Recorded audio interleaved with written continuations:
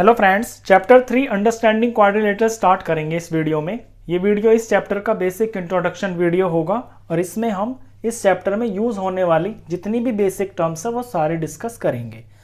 तो सबसे पहला होता है प्लेन कर्व। प्लेन कर्व क्या होता है? जब आप प्लेन शीट के ऊपर पेन या पेंसिल रखकर कुछ भी ऐसे रैंडमली कुछ भी ड्रॉ कर देते हो तो उसे प्लेन कर्व बोलते हैं। अब ये जो प्लेन कर्व है ये आपका ऐसे गोल गोल भी हो सकता है या फिर एंटायरली लाइन सेगमेंट से मिलके भी बना हो सकता है, या फिर ऐसा हो सकता है कि कहीं पे लाइन भी हो और कुछ गोल पार्ट भी हो। अब इन कर्व्स के अंदर जो कर्व खुला होता है कहीं से ओपन होता है, जैसे कि ये वाला है, ये ऊपर से ओपन है तो इसको हम ओपन कर्व बोल देते हैं। ये ओपन कर्व हो गया। अगर कोई ऐसा कर्व है जो बिल्कुल पूरा का पूरा बंद है तो इसे हम क्लोज्ड कर्व बोलते हैं। ये क्लोज्ड कर्व हो गया है। ये सारे के सारे सिंपल कर्व्स हैं, इन्हें हम सिंपल कर्व बोलते हैं। अब कर्व कौन नहीं होता उसे भी देखिए, वो सिंपल कर्व नहीं बोला जाता अगर कहीं पे ऐसे बनाते हुए और यहाँ पे कोई चीज़ ऐसे क्रॉस कर जाती है तो ये जो फिगर है ये सिंपल कर्व नहीं है। बाकी ये सारे सिंपल कर्व हैं। ये इसका फर्स्ट टॉपिक है। अब आते हैं नेक्स्ट टॉपिक के ऊपर, पॉलीगन्स। पॉलीगन्स की डेफिनेशन देखिए पहले। A simple closed curve made up of only line segments. एक सिंपल क्लोज्ड कर्व होना चाहिए जो पूरा का पूरा सिर्फ लाइन सेगमेंट से ही मिलके बना होना चाहिए। जैसे कि यहाँ पे एग्जांपल्स मैंने ड्राइंग बनाई हुई है, ये सारे सिंपल क्लोज्ड कर्व हैं और ये सारे के सारे जो है ना सिर्फ लाइन सेगमेंट से ही मिलके बने। इनमें ऐसे कोई गोल पार्ट नहीं है। जैसे ट्राइंगल हो गया, यहाँ से बनाना शुरू किया, लाइन खींची, यहाँ से लाइन करके इसको बंद कर दिया, तो ये बंद भी होना चाहिए और ये सिंपल कर्व भी होना चाहिए। क्वाड्रिलेटरल है या पेंटागन है, कुछ भी कोई भी फिगर हो सकती है, पूरे लाइन सेगमेंट से मिलके बनी होनी चाहिए और वो फिगर बंद भी होनी चाहिए। उन्हें हम पॉलीगन्स बोलते हैं। इसके बाद आते हैं टाइप्स ऑफ पॉलीगन्स। पॉलीगन्स कितने तरह के होते हैं? तो पॉलीगन्स बेसिकली 4 तरह के होते हैं। पहले हम समझेंगे कि कॉन्वेक्स पॉलीगन क्या होता है और कॉनकेव पॉलीगन क्या होता है। तो कॉन्वेक्स पॉलीगन वो पॉलीगन होता है जिसमें all angles are less than 180 degree. यहाँ मैंने एक फिगर बनाई हुई है, इसके अंदर सभी के सभी जो एंगल्स है ना वो 180 डिग्री से कम है। देख लीजिए, ये वाला एंगल 180 से कम है, ये 180 से कम है, ये 180 से कम है, ये 180 से कम है। जब किसी पॉलीगन के सारे एंगल्स 180 डिग्री से कम के होते हैं उसे हम कॉन्वेक्स पॉलीगन बोलते हैं। इसके अपोजिट कॉनकेव पॉलीगन वो पॉलीगन होता है जिसमें at least one angle is greater than 180 degree. जिस पॉलीगन के अंदर कम से कम एक एंगल 180 डिग्री से बड़ा होता है उसे हम कॉनकेव पॉलीगन बोलते हैं। यहाँ इस वर्ड पे फोकस करना, केव। केव का मतलब होता है गुफा। यहाँ पे गुफा जैसी बन जाती है। यहाँ देखिए इसके एंगल्स में 180 डिग्री से बड़ा कौन सा है? ये तो 180 से छोटा है, ये भी 180 से छोटा है, ये भी 180 से छोटा है, ये भी 180 से छोटा है।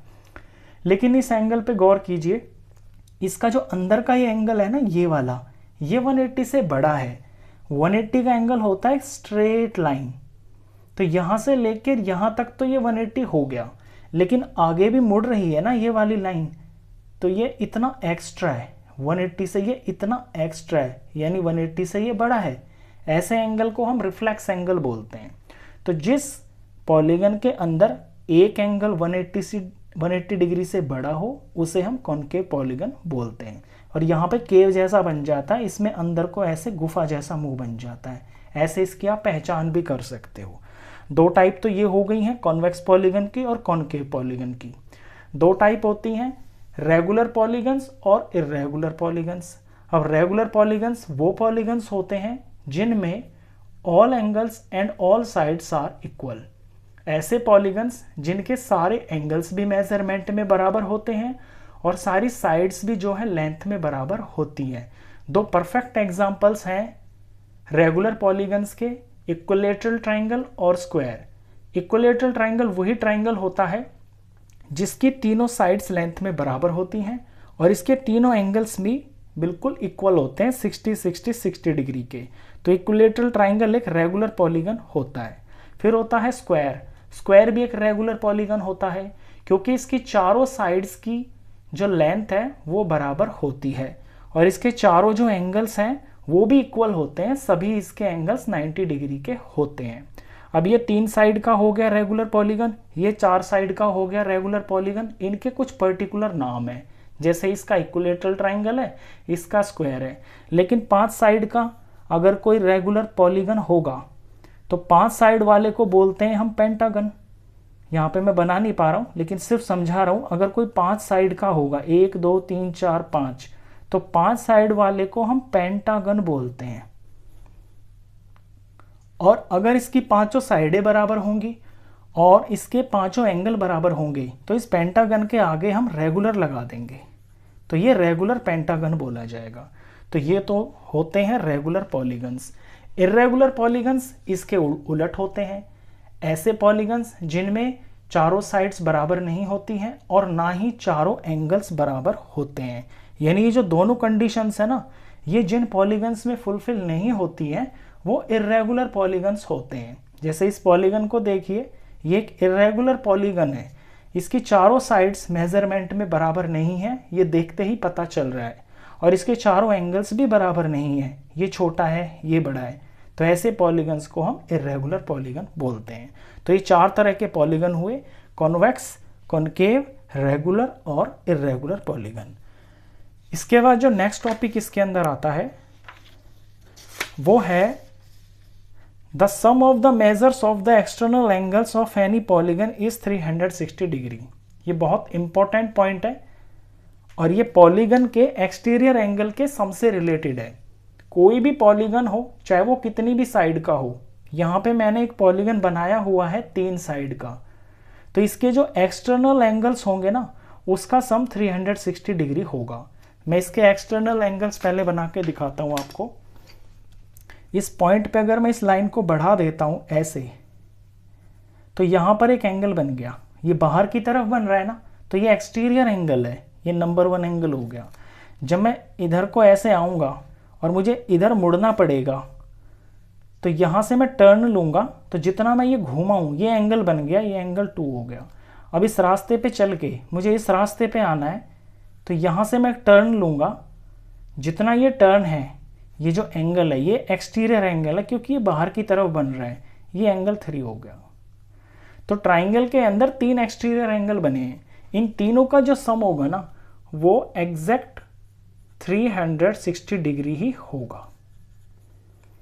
अब ये तो 3 साइड का पॉलीगन है, अगर ये 4 साइड का होता, 5 साइड का होता, 6 साइड का होता, 6 साइड का होता तो उसमें 6 एंगल बनते, 7 साइड का होता तो 7 एंगल बनते। एंगलों की गिनती चाहे कितनी भी होती, अगर पॉलीगन के एंगल वो एक्सटीरियर हैं तो उनका सम हमेशा एग्जैक्ट 360 डिग्री ही होगा। ये बहुत इंपॉर्टेंट प्रॉपर्टी है पॉलीगन के एक्सटीरियर एंगल्स के सम से रिलेटेड। अब इसी प्रॉपर्टी से रिलेटेड 2 फॉर्मूलेज हैं जिन फॉर्मूलेज को आपको लर्न करना है, और ये फॉर्मूले स्पेशली रेगुलर पॉलीगन के लिए हैं। ये इर्रेगुलर पॉलीगन पे अप्लाई नहीं होते हैं, ये होते हैं रेगुलर पॉलीगन के ऊपर अप्लाई, क्योंकि रेगुलर पॉलीगन के अंदर सारी साइड्स की लेंथ बराबर होती है और सारे एंगल्स का मेजरमेंट भी बराबर होता है। क्या है 2 फॉर्मूले, देखते हैं। Exterior angle of a regular polygon, किसी रेगुलर पॉलीगन का एक्सटीरियर एंगल अगर आपको फाइंड करना हो तो वो बराबर होता है 360 डिग्री अपॉन में नंबर ऑफ साइड्स। जितनी उस पॉलीगन के अंदर साइड्स होंगी ना उससे 360 डिग्री को डिवाइड कर देंगे। अब ये जो 360 डिग्री है यहाँ पे, ये actually sum of exterior angles ही है। तो अगर आपको नंबर ऑफ साइड्स दे रखी हो और आपसे पूछा हो कि उस पॉलीगन के एक्सटीरियर एंगल्स का मेजरमेंट कितना होगा, तो आप ये फॉर्मूला लगा देंगे। एक और फॉर्मूला है, वहाँ पे फाइंड करनी होती है number of sides. Number of sides of a regular polygon is equal to 360 degree upon में एक्सटीरियर एंगल का जो मेजरमेंट है। अगर आपको किसी रेगुलर पॉलीगन का एक्सटीरियर एंगल दे रखा हो, सारे एंगल एक्सटीरियर भी बराबर ही होंगे। अगर एक्सटीरियर एंगल आपको पता है और आपको पता करना है कि उस पॉलीगन में साइड्स कितनी हैं, तो फिर आप ये वाला फॉर्मूला लगा दोगे। दोनों केस में ऊपर 360 डिग्री ही होता है। अगर एक्सटीरियर एंगल निकालना है तो नंबर ऑफ साइड से डिवाइड कर देंगे, अगर नंबर ऑफ साइड्स निकालना है तो एक्सटीरियर एंगल की वैल्यू से डिवाइड कर देंगे। ये 5th टॉपिक था इसका। अब इसमें है लास्ट टॉपिक जिससे रिलेटेड ये सारा चैप्टर ही है, टाइप्स ऑफ क्वाड्रिलेटरल। जितना मैंने अभी तक बताया है आपको वीडियो में, ये 3.1 और 3.2 में यूज़ होने वाली सारी चीज़ें थी। अब 3.3 और 3.4 न्यू बुक के अंदर आपकी टोटल बेस्ड है क्वाड्रिलेटरल्स के ऊपर। क्वाड्रिलेटरल्स एक बहुत बड़ा परिवार होता है। क्वाड्रिलेटरल्स वो पॉलीगन होते हैं जिनमें 4 साइडें होती हैं। 4 साइड वाले पॉलीगन को हम क्वाड्रिलेटरल बोलते हैं। अब कुछ स्पेशल क्वाड्रिलेटरल्स होते हैं, उनके कुछ स्पेशल नाम होते हैं। वो नाम उनकी कुछ स्पेशल प्रॉपर्टी की वजह से रखे होते हैं। जैसे स्क्वायर है, स्क्वायर एक ऐसा क्वाड्रिलेटरल होता है जिसकी चारों साइडें बराबर होती हैं, चारों एंगल इसके बराबर होते हैं। और भी इसमें कुछ प्रॉपर्टी होती है, इसके 2 डायगोनल होते हैं और दोनों डायगोनल का जो लेंथ है वो बराबर होती है। ऐसे ही रेक्टेंगल है, रेक्टेंगल उस पॉलीगन को बोलते हैं हम, उस क्वाड्रिलेटरल को बोलते हैं जिसके चारों एंगल तो 90 डिग्री के होते हैं और इसमें 2 साइड्स बड़ी होती हैं और 2 छोटी होती हैं। पैरेललोग्राम, पैरेललोग्राम इस तरह का होता है,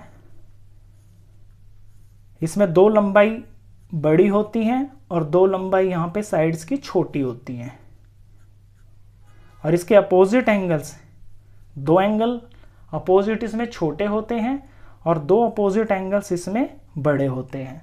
रोम्बस, रोम्बस एक ऐसा क्वाड्रिलेटरल होता है जो पैरेललोग्राम ही होता है लेकिन उसकी चारों साइड्स मेजरमेंट में बराबर होती हैं। ऐसे ट्रेपीजियम है, ट्रेपीजियम के अंदर एक pair of opposite sides parallel होता है और बाकी जो 2 साइड्स होती हैं वो नॉन पैरेलल होती हैं। काइट एक ऐसी फिगर होती है जिसकी साथ की 2 साइड्स तो छोटी होती हैं और फिर 2 साथ वाली साइड्स बड़ी होती हैं। इस तरह से ये काइट, काइट माने पतंग होता है, आपने देखा है ऐसी होती है पतंग। तो यहाँ पे मैंने बेसिक थोड़ा सा बताया है क्वाड्रिलेटरल्स के बारे में। इन सब की डिटेल प्रॉपर्टीज हम एक वीडियो में सेपरेटली करेंगे 3.3 और 3.4 एक्सरसाइज शुरू करने से पहले। तो चैप्टर में यही सारा है, इसी से रिलेटेड आपके क्वेश्चंस आएंगे। तो इंट्रोडक्शन खत्म होता है, एक्सरसाइज के लिए मिलते हैं नेक्स्ट वीडियो में।